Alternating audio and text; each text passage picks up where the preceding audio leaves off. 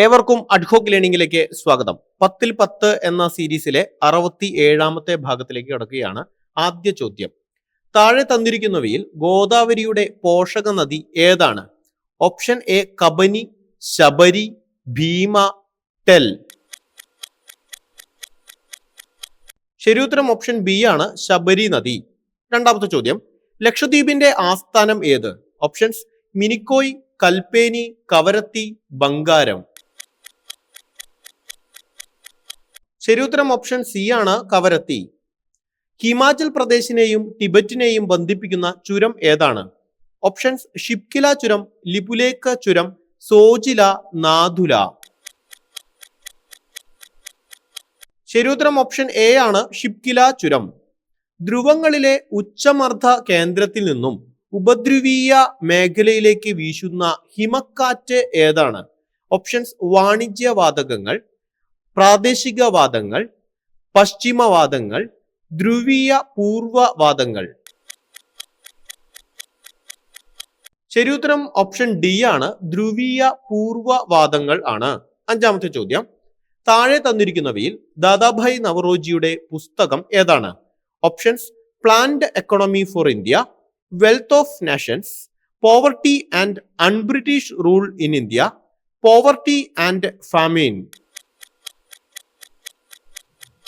ശരിയുത്തരം option C ആണ്, poverty and un-British rule in India. ആറാമത്തെ ചോദ്യം, ഇന്ത്യൻ പഞ്ചവത്സര പദ്ധതികളുമായി ബന്ധപ്പെട്ട് താഴെ തന്നിരിക്കുന്ന പ്രസ്താവനകളിൽ തെറ്റായത് കണ്ടെത്തുക. ഓപ്ഷൻ എ ഗരീബി ഹഠാവോ എന്ന മുദ്രാവാക്യം 4ാം പഞ്ചവത്സര പദ്ധതിയുമായി ബന്ധപ്പെട്ടിരിക്കുന്നു.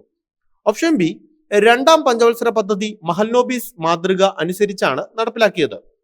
ഓപ്ഷൻ സി 1966 മുതൽ 69 വരെയുള്ള കാലഘട്ടം ഇന്ത്യയിൽ പ്ലാൻ ഹോളിഡേ എന്നറിയപ്പെടുന്നു. ഓപ്ഷൻ ഡി 1978 ഇന്ത്യയിൽ റോളിംഗ് പ്ലാൻ നടപ്പിലാക്കി.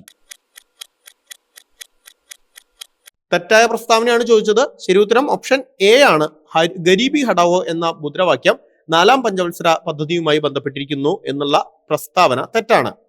ഏഴാമത്തെ ചോദ്യം, ഇന്ത്യൻ ഭരണഘടന ബ്രിട്ടനിൽ നിന്നും കടം കൊണ്ട വ്യവസ്ഥകൾ തിരിച്ചറിയുക. ഓപ്ഷൻസ് നിയമവാഴ്ച, മൗലികാവകാശങ്ങൾ, പാർലമെന്ററി ഭരണ സമ്പ്രദായം, നിയമവാഴ്ച, മൗലികാവകാശങ്ങൾ, അർദ്ധ ഫെഡറൽ സമ്പ്രദായം, അവിശിഷ്ടാധികാരങ്ങൾ, റിപ്പബ്ലിക്.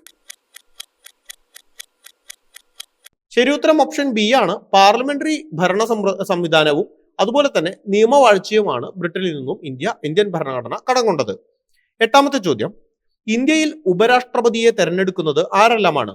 ലോക്സഭയും രാജ്യസഭയും ചേർന്ന്, രാഷ്ട്രപതിയും ലോക്സഭയും ചേർന്ന്, രാഷ്ട്രപതിയും രാജ്യസഭയും ചേർന്ന്, ലോക്സഭയും രാജ്യസഭയും സംസ്ഥാന നിയമസഭകളും ചേർന്ന്. ശരിയുത്തരം ഓപ്ഷൻ എ ആണ്, ലോക്സഭയും രാജ്യസഭയും ചേർന്ന്. പഞ്ചായത്ത് രാജ് സമ്പ്രദായവുമായി ബന്ധപ്പെട്ട് നൽകുന്ന 2 വ്യക്തിത്വങ്ങളെ തിരിച്ചറിയുക. Options B P Mandal, Kaka Kalelkar, Fazal Ali, Sardar K M Panikkar, R S Sarkaria, B Sivaraman, Ashok Mehta, Balwant Rai Mehta. നിങ്ങൾക്കറിയാം ഓപ്ഷൻ ഡി ആണ് ശരി ഉത്തരം, അശോക് മേത്തയും ബൽവന്ത് റായ് മേത്തയുമാണ്. 10ാമത്തെയും അവസാനത്തെയും ചോദ്യം, നിർദ്ദേശ തത്വങ്ങളിൽ പെടാത്തവ കണ്ടുപിടിക്കുക.